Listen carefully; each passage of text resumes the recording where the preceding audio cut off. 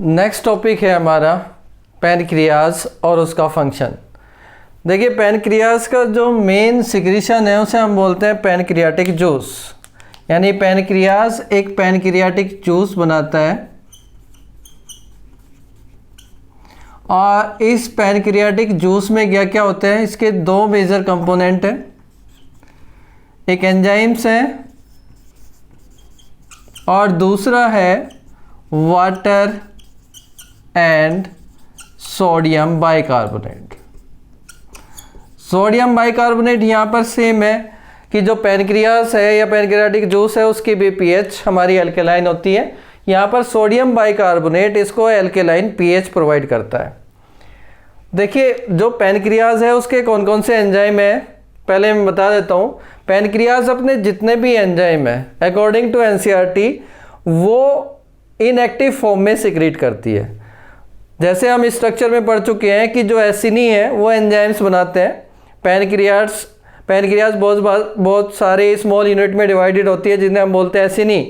तो एसिनी की जो डक्ट है वो अपना सिक्रीशन मेन पैनक्रियाटिक डक्ट में देती है और फिर ये सिक्रीशन कहाँ पर आएगा, यानी जो पैनक्रियाटिक जूस है वो एक्शन कहाँ पर होगा, इसका एक्शन इन स्मॉल इंटेस्टाइन, क्योंकि पैनक्रियाज डक्ट इस जूस को लेके आती है स्मॉल इंटेस्टाइन में। अब स्मॉल इंटेस्टाइन में इसके एंजाइम वहाँ पर अपना एक्शन करेंगे। तो जितने भी पैनक्रियाटिक एंजाइम है इनएक्टिव फॉर्म में सिक्रीट होंगे और स्मॉल इंटेस्टाइन में जाने के बाद, यानी ये जितने भी आपके एंजाइम हैं ये कहाँ पर आएंगे, स्मॉल इंटेस्टाइन में। और स्मॉल इंटेस्टाइन में आने के बाद ये एक्टिव फॉर्म में कन्वर्ट होंगे। तो एक्टिव फॉर्म में कन्वर्जन स्मॉल इंटेस्टाइन में क्यों हो रहा है, क्योंकि अगर पैनक्रियाज में ही इनका एक्टिवेशन हो जाएगा तो ये पैनक्रियाज की जो सेल्स इनको प्रोड्यूस कर रही है उन्हीं को ये डिस्ट्रॉय कर देंगे। ठीक है, तो हमारा जो एक्शन है वो कैसे स्टार्ट होता है या जो इनके एंड प्रोडक्ट है वो कैसे बनते हैं। तो ये मेन एंजाइम है trypsinogen, chymotrypsinogen, procarboxypeptidase, lipase, nucleus and elastase, ये इसके मेन एंजाइम है। तो सबसे पहले देखिए स्मॉल इंटेस्टाइन में क्या होता है। स्मॉल इंटेस्टाइन में सिक्रीशन आएगा। सपोज ये स्मॉल इंटेस्टाइन का ल्यूमन है और यहां पर ये ब्रश बॉर्डर सेल्स हैं। इसकी सेल्स को हम बोलते हैं स्मॉल इंटेस्टाइन में एंटेरोसाइट, इनको हम बोलते हैं एंटेरोसाइट। ठीक है, तो एंटेरोसाइट क्या होगे, इसको लाइन करेगी इसके ल्यूमन को और यहाँ पर पैनक्रियाटिक जूस रिलीज होगा। स्मॉल इंटेस्टाइन के ड्यूडेनम पार्ट में पैनक्रियाटिक जूस आएगा। तो पैनक्रियाटिक जूस का क्या फंक्शन है कि जो स्टमक से फूड आ रहा है, स्टमक में जो फूड बना उसे हम क्या कह रहे हैं, काइम। तो काइम एसिडिक है, वो एसिडिक फूड यहाँ पर आएगा, ये यहाँ पर काइम है। अब इस काइम पर हमारे पैनक्रियाटिक एंजाइम एक्ट करेंगे, लेकिन उसके लिए सबसे पहले कंडीशन क्या है कि जो एंटेरोसाइट है स्मॉल इंटेस्टाइन की सेल, ये एंटेरोसाइट पहले एक एंटेरोकाइनेज सिक्रीट करते हैं। ये एंजाइम है एंटेरोकाइनेज।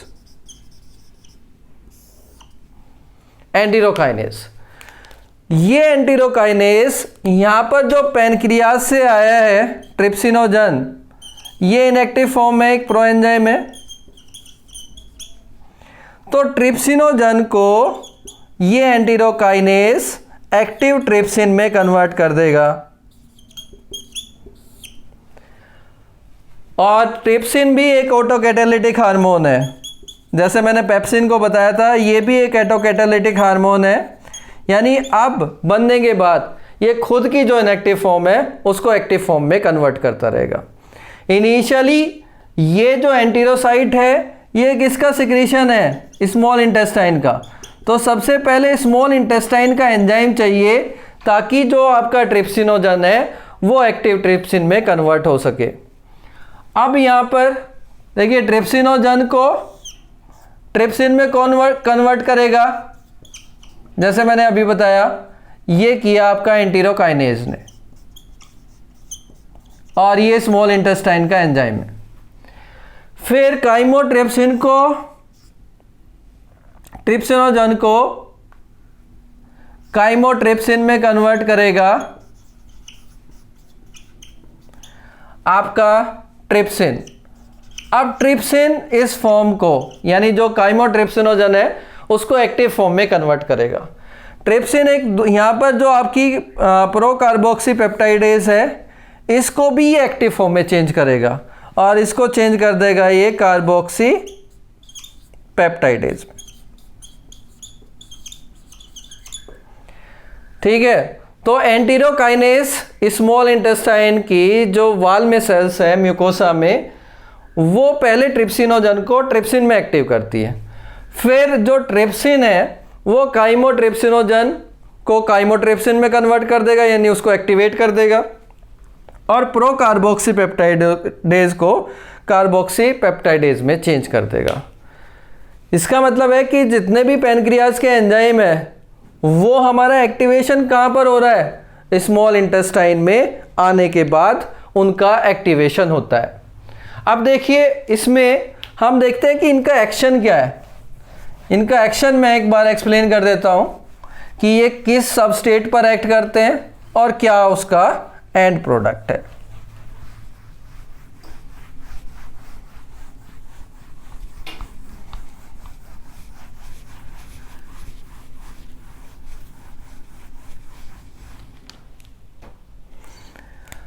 देखिए जो काइम है ना,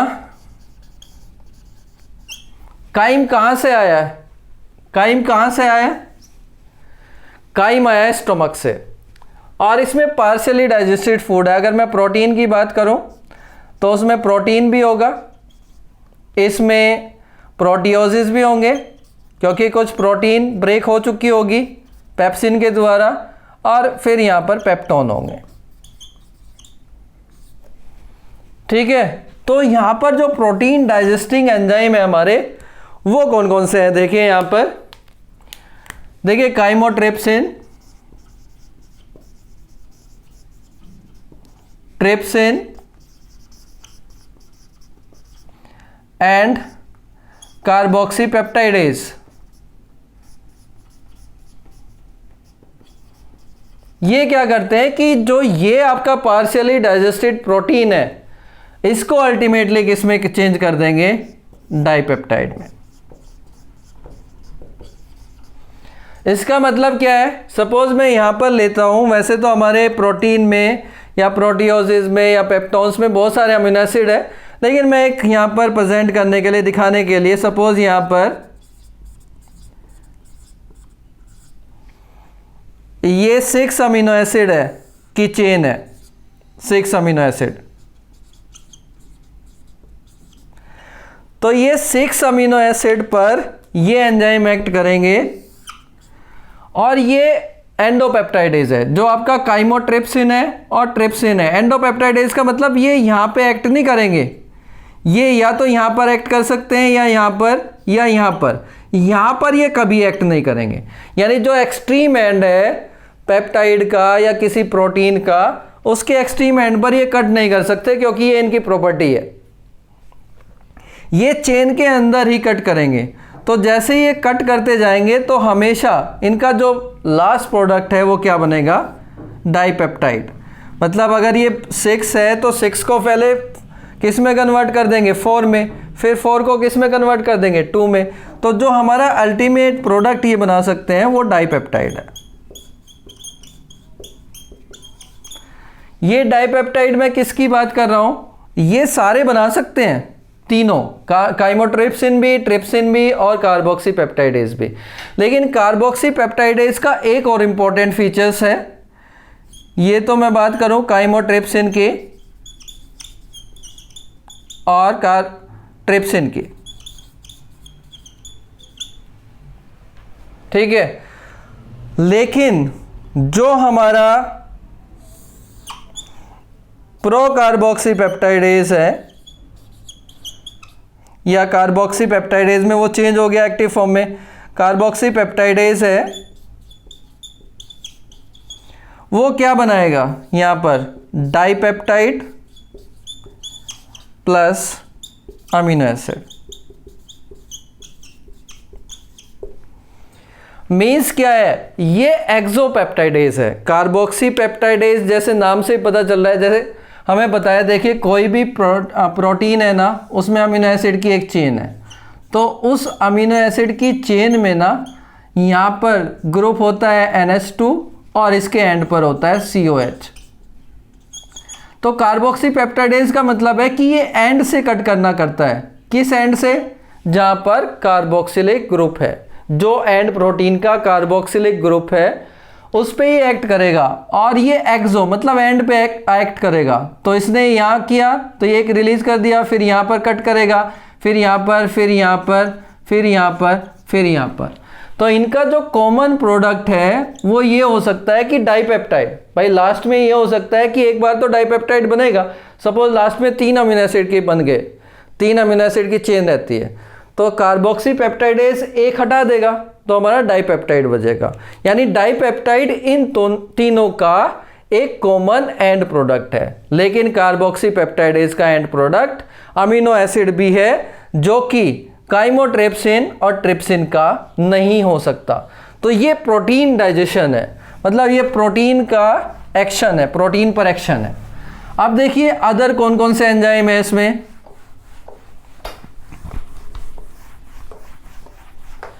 अदर एंजाइम है इसमें लाइपेज, लाइपेजेस क्या करते हैं? फैट डाइजेशन करते हैं। और हमें पता है कि जो फैट डाइजेशन है ना, वो मेनली पैनक्रियाज के हार्मोन करते हैं, क्योंकि फैट डाइजेशन हमारे माउथ में नहीं होता, बक्कल कैविटी में नहीं होता, स्टमक में नहीं होता। स्टमक में होता भी है तो बहुत माइनर होता है।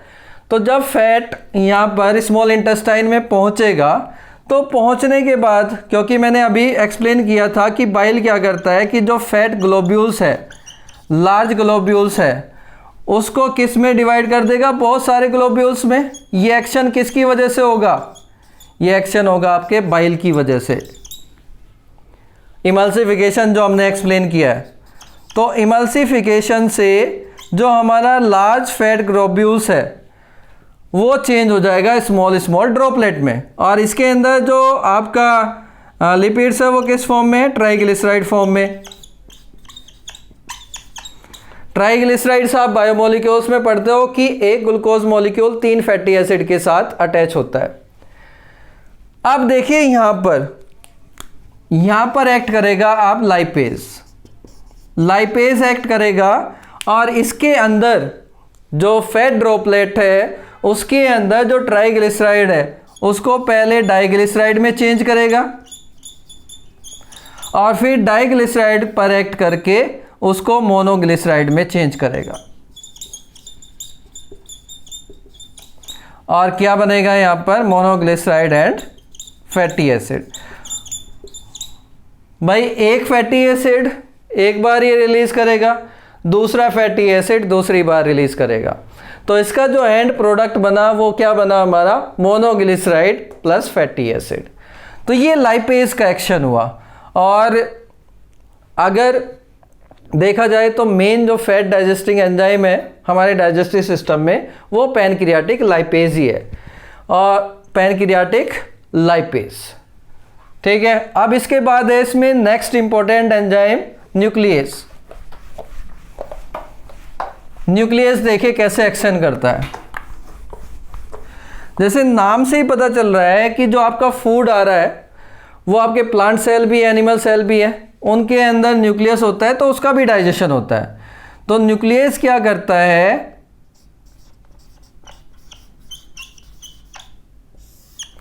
ये किस पे एक्ट करेगा? न्यूक्लिक एसिड पे। और न्यूक्लिक एसिड को किस में चेंज कर देगा? ये न्यूक्लियोटाइड्स में, क्योंकि न्यूक्लियोटाइड्स ही कंबाइंड होके न्यूक्लिक एसिड को बनाते हैं। तो न्यूक्लियस का क्या एक्शन हुआ कि उसने इसको किस में ब्रेक कर दिया? न्यूक्लियोटाइड्स में। अच्छा, न्यूक्लियस देखिए दो टाइप के हो सकते हैं। अगर न्यूक्लिक एसिड आपका आरएनए भी हो सकता है, तो आरएनए पे जो एक्ट करेगा न्यूक्लियस वो कौन सा होगा? आरएनएस। और इसको ये राइबोज न्यूक्लियोटाइड में चेंज कर देगा। जो डीएनए पे एक्ट करेगा वो कौन सा होगा, डीएनएज, और इसको किस में चेंज कर देगा, डीऑक्सी राइबो न्यूक्लियोटाइड्स में। तो ये हुआ हमारा न्यूक्लियस का डाइजेशन, मतलब न्यूक्लियस एंजाइम का एक्शन। अब देखिए हमारा इसमें नेक्स्ट कौन सा आता है, नेक्स्ट है हमारा पैनक्रियाटिक एमाइलेज। पैनक्रियाटिक एमाइलेज का आपको पता ही है उसका एक्शन क्या है, जैसे हमारा सैलिवरी एमाइलेज का एक्शन है, ऐसे ही हमारा पैनक्रियाटिक एमाइलेज का एक्शन है। तो देखिए पैनक्रियाटिक एमाइलेज कैसे एक्ट करता है। इसका जो सोर्स है ये किस पे एक्ट करेगा, स्टार्च पे। जो हमारा बक्कल कैविटी है उसमें सैलिवरी एमाइलेज, जितना भी फूड होता है उसमें कार्बोहाइड्रेट, उसका 30% डाइजेशन हमारा माउथ में हो जाता है, बक्कल कैविटी में हो जाता है। रिमेनिंग जो बचा या पार्शली डाइजेस्टेड जो स्टार्च होगा उसको हमारा कौन कन्वर्ट करेगा, स्टार्च एक कार्बोहाइड्रेट है, तो पैनक्रियाटिक एमाइलेज का जो एंड प्रोडक्ट होगा वो क्या होगा, एक डाइसैकेराइड होगा। और स्टार्च आपको पता है ग्लूकोज का बना होता है, तो ग्लूकोज के अगर डाइमर है तो उसको हम टर्म देते हैं माल्टोज। यानी जो हमारा एंजाइम है पैनक्रियाटिक एमाइलेज वो स्टार्च पे एक्ट करेगा और इसको माल्टोज में कन्वर्ट कर देगा। ठीक है, अब इसमें हमारे और कौन से एंजाइम थे, एक है इलास्टेज। इलास्टेज किस पे एक्ट करता है, देखिए इलास्टिन एक प्रोटीन होती है, ये किस में होती है, एनिमल्स में, यानी एनिमल फूड में ये कनेक्टिव टिश्यू में प्रोटीन होती है इलास्टिन। तो इलास्टिन के लिए एंजाइम जो सिक्रीट होता है वो पैनक्रियाज करती है इलास्टेज, और इसको स्मॉल स्मॉल पेप्टाइड में चेंज कर देती है।